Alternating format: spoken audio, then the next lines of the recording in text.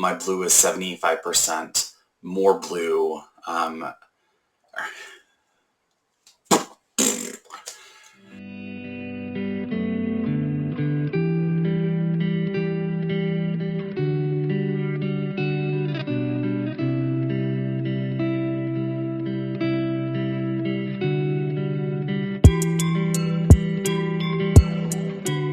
Hello, and welcome to Losing My Knit Vlogmas 2024, aka 12 Days of Knitmas. I'm Jeff, and this is day 12, 2025 vibes. I made it to the end. I deserve all the credit for that. Honestly, I wasn't sure I was even going to do day 2, and somehow I've gotten through day 12. I call this 2025 vibes because I don't think I'm going to have a make 9, but I do have some that I kind of really want to make, one that I have to make, I guess 2 that I have to make, but as I was looking at sort of my color palette, it's very telling, so I do have a vibe. Let's start with this graphic. This graphic is from a fashion forecaster, and it is the color for 2026. So we all know that mocha brown is the Pantone color for 2025. Gross.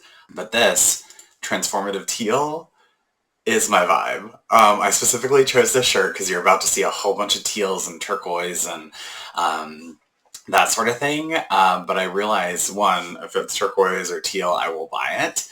Light, dark, you name it, anywhere in between. I am all about that. So I'm just in your head when it comes to trends and forecasting and fashion.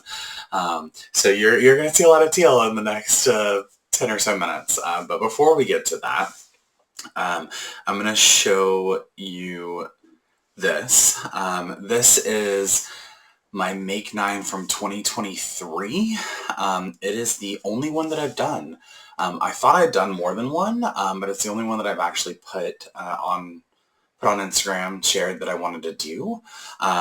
So what's interesting looking at it is I didn't do everything in 2023, but between 2023 and 2024, I've done 5 of them. So 5 of the 9. That's not bad. It was very aspirational that I was going to do all 9 of them, from, I'm looking at it, left to right, top to bottom. You have the Lopsinger, which I made for my partner, the Marlboro hat. I've made like 3 or 4 of those. The Trinigan, which I'm aiming to make next year. The Kinship shawl, which I made. The Arrowverse, I technically have made 2 of those, but I made a 3rd one for myself. You'll see that in next month's wrap-up. The Incognito shawl, that's on my list for next year. So basic, I made it, I wore it in one of my recent episodes. The Antler Toque, which I have not made. I have yarn, more teal yarn you're not going to see, but I do have some. And then the sweater that I'm going to use the measurements for to make my Heartstopper sweater. So those are sort of, that's what I was thinking 2 years ago, and some of it still carried through, some of it I'm still working on. So I always have thoughts about what I'm going to do each year. And as I said, one of the themes that I noticed, almost all of the yarn I've bought recently is somewhere in the teal or turquoise family. Don't worry, I'm going to start showing it off in just a second. But one of the first things I would love for you to do is to pause and go to ismy.blue. What that website will do, and I'll put it right here, that will tell you whether your blue is more green or more blue. And it'll tell you whether you consider turquoise blue or green. My boundary is at hue 176, which is bluer than 75% of the population. For me, turquoise is green. So when you see the sheet, there's my green is much narrower than my blue. My blue is pretty broad. I thought it was this cool tool. It tells you where yours is compared to everyone else. And then it will kind of explain how this is turquoise. And then the darkest one to me is also kind of a teal or a turquoise. There's so much in the middle of that that's kind of blue, green, blue that I personally love. So I will start with the oldest yarn in this basket right here. So I've talked about this before. This is for the Trinigan that I'm going to do. So it's by Andrea Mowry. It's the Cascade 220 Superwash Wave. So you kind of have this darker blue and green. Can't really see the green on there, but it is more, does have some green in it. And then you have this lighter one. And those will be, I'll put them right here, or I'll put the pattern there. So they kind of go, they fade into each other, I think, and it's kind of like almost like to me, it looks almost like a gingham or a check. So I think they would work really well together. But yeah, so you kind of have the darkest and then kind of one of the lighter ones. So those are two. I got this random one actually 2 weekends ago. I have no idea what I'm going to do with it. This will be a hat, but it is called Wicked Good Yarns. It is made for Wicked Good Yarns, a store here. And I just thought it was pretty. I've never knit with a zebra one. I might try doing a checked pattern with a solid black. Just a hat, something simple. But I loved the color. I wasn't gonna leave it on the shelf. The one I got most recently, which you'll see more about, I had originally planned, so this is Cascade Heritage 6. I believe it is called Dusty Turquoise. It's a little darker than this, a little more blue. I had planned to make the Fluffissimo by Rastus too with this, and that was before I started the test knit for him that is due in like February, March. So I had already decided I was going to buy that. It was on my list. I bought it down in North Carolina. I'll put a photo of that here. It's an oversized, deep V-neck, sport weight. I love Cascade Heritage, their fingering, so I thought I would try their sport weight. It's super soft, and it washes well. This is coming across more blue, but it's a petrol, so kind of a very deep, dark turquoise. Like it's getting close to navy when you actually see it in person. This is called Ocean Heather. It's from Valley Yarns. This is what I'm knitting my Arden pullover, so that's the testing I'm doing for Rastus. And I'm obsessed with this color. Every time I take a photo, it's a different color. So if you go to my Instagram, losing.my.knit, you'll see one where it looks like it's a very light teal. You'll see one where it looks almost black or like a deep navy. There's one photo I think I've gotten where it kind of shows you sort of that petrol-y color. Yeah, and it almost looks, if you go back to the Cascade Superwash, they're in the same family. You can kind of see it there. This one has a little bit more of the lighter green woven into it. If I keep going with the teal and the turquoise, this is called Closing Time. This is, it's almost exactly the same color. I got this, I ordered this a couple of months ago. I want to make, oh Lord, I don't know what it's called. I'll put the pattern here. I believe it's called the Basket Weave Shawl, Stephen West. I just thought it would look really beautiful in a light color. So I have a lot of this. The person who dyes this, McKenna, she dyes all the store colors for Boston Fiber Company, and she has her own Indy dye company called Honey and Quill. So I actually have two more from her. This is the furthest from teal that I have right now. So I have from their Pride collection, the Boston Fiber Company.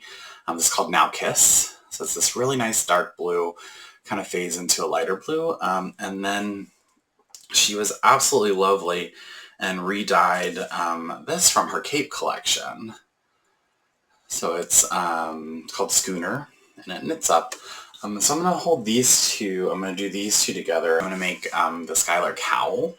So you will have seen two Skylar shawls, a blue and a gray one that I showed in my first episode, and then a red and a white one, a crimson or burgundy and a white one. I'm making a lot by Rastus in the next 12 months.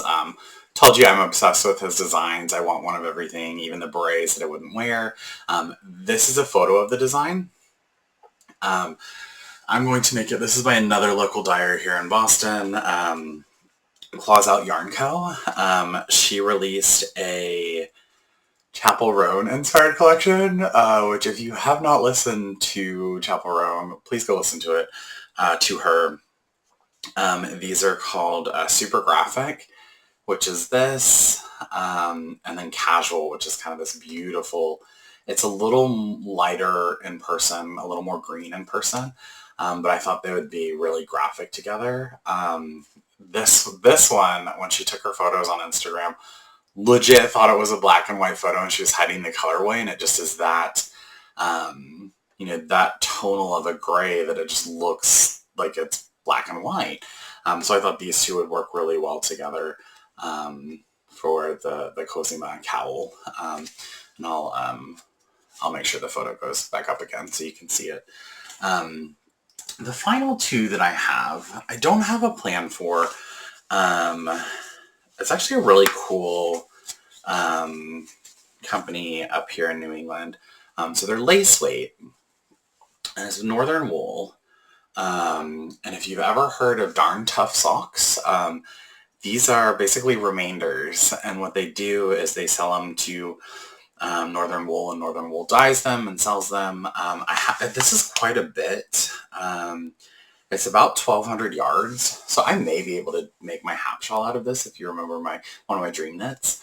But yeah, this is a beautiful, almost a green. You can kind of see the tonal shift. This is a little lighter, this gets darker, and then this really vibrant blue. So yeah, these are the two that I'm least likely to use. But when I was digging through my closet, I saw them, and I was like, I should show those. Those are also a teal color. Yeah, so those are, so my vibe. That is my vibe right there. Teal, turquoise, blue, green, green, blue. You name it, I'm all about it. I actually just ordered two more. One from Fiberpunk. He's a YouTuber based in Glasgow, I think. And one of his episodes, he talked about having a US stockist. And he had two colors. One I cannot pronounce. It's a waterway. I'll put it here off the coast of Scotland near some of the islands. And then the other one is called Whaling for Heathcliff. And if you watched my yarn collecting episode, you'll know I'm obsessed with Wuthering Heights and then Jane Austen's novels. Obviously not the same author, Wuthering Heights by Emily Bronte. And so I buy any yarn, and I actually messaged him, and I was like, is this a reference to Wuthering Heights? And he goes, well, I've never read it, but I love Kate Bush. And I was like, sold, I'm in, it works. Her famous song, Wuthering Heights. And so that's what this colorway is. And they were both really pretty. And what I really liked about this, the Whaling for Heathcliff, is that it seems to be the summer wars. Most everyone, when they dye a Wuthering Heights yarn, it is like the dark and broody, the stormy moors, and I really like that this one seemed to be more summery, more spring, late spring, where the yellow flowers are blooming. Yeah, so I'm excited about those two. Other things that I haven't talked about yet, I guess if I had a make 9,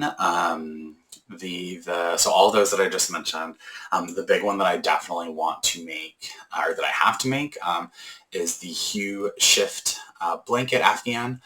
That's for my sister for her wedding, so I'll start that at some point in early January, so I'm not too stressed.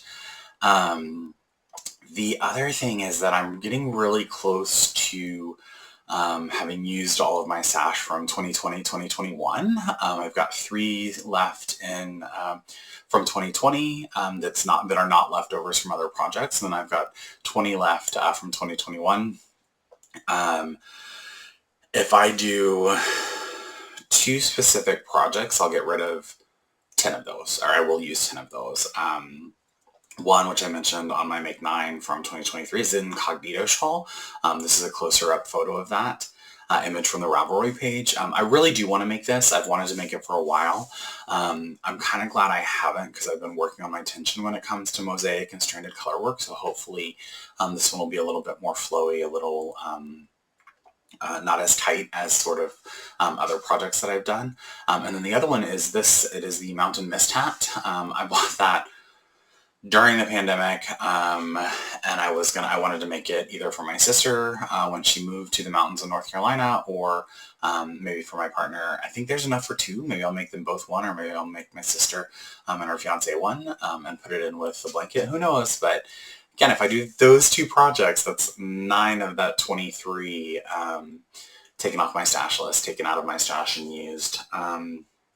The only other thing that I haven't, the only other ones that I might do, I don't know if I'll do the Stephen West Mystery Knit Along.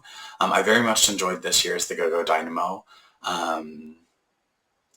but I don't like not knowing what's coming, and I don't like that some of them had really weird shapes in the past, and so if it's got a weird shape, I'm not going to wear it. And even though they're pretty decorative and you can hang them, I'm not sure I would do it again. I'm glad I did one. I'm glad I did it at the time that it was being released. It's kind of cool to experience. But I do have 2 mystery shawls, previous mystery shawls that I have yarn for, and then a 3rd shawl that I also have yarn for. So the 3 that I have that are sort of most likely to be done at some point, one of them, not all 3, next year. There's the Starflake shawl, which is this from his Ravelry page. The Slip Stravaganza, which is this. That would be made with my yarn from Canada. I will swap the photo to that, so you will have just seen that. But again, look at those colors, blues and greens. What can I say? Blues and greens. I have a color. And then the final one that honestly might end up being the one that I make is the honeycomb shawl. This is what it looks like. I bought the red and orange Cascade 220 wave when it was announced that they were discontinuing it. And so if I decide I need a break from the teals and the turquoise and the blues and the greens, that could be a good project to like really switch it up. I'm going to do the 220 wave red and orange in the background with black on the front, so that it's very, very, very bright and very stark between the two. So that's what I'm thinking. There will always be more yarn that comes out. There will always be more patterns that come out. I still need to decide what I'm going to do with all of my yarn from Scandinavia. The one thing that is not on this list are hats. I'm always making hats. They're never on my plan to make list, other than that antler toque, which I need to dig out that yarn. I was going to make some for Christmas this year, but between the new job and travel and Thanksgiving travel and then now Christmas travel, it just didn't happen. Plus, I don't like a deadline knit, so maybe I will make those randomly and send them to all the nibblings, because that was the original plan. So, what about you? Do you go into the next year with a vibe, or do you make a list of X, Y, Z? This is what I'm going to do. Have you made a Make 9? This is the closest I will have gotten to a Make 9 in the last 2 years. And as you heard, my 2023 Make 9 took me 2 years to make 5 of them. So that's been, it hasn't really, what's the word? Hasn't really been hanging over me, but like, I was like, oh yeah, I should still make that Heartstopper sweater. So who knows? But yeah, let me know below what your plans are or what your vibe is for 2025. I'm super interested in what other people are thinking. And this is the last one. So you will next hear from me in probably the first week of January, when I'll do a December 2024 recap. I will show you hopefully at least 1, if not 2 completed objects. 1, if not 2 works in progress, and then a ton of yarn that you just saw. That's not all of it. I got my favorite one. Y'all, I am still giggling about this yarn. It is not up here, or I would probably have shown it already. Not teal, not turquoise, but I had to buy it. It's a Linda Belcher reference from Bob's Burgers, and when I saw it, I had to buy it, and I did, and I will probably make a sock head slouch out of it, or something like a nice hat, both for me and for my partner, because it is the best yarn name ever. So this is me casting off for 2024. Happy holidays, whatever you celebrate, however you celebrate. I hope your time is restful and quiet. And I will see you in a couple of weeks.